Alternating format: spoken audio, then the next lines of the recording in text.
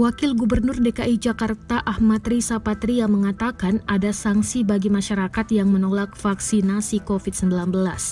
Riza menyebutkan, sesuai dengan keputusan Menteri Kesehatan tentang penetapan sasaran pelaksanaan vaksinasi COVID-19, masyarakat yang mendapat pemberitahuan melalui SMS Blast wajib mengikuti vaksinasi.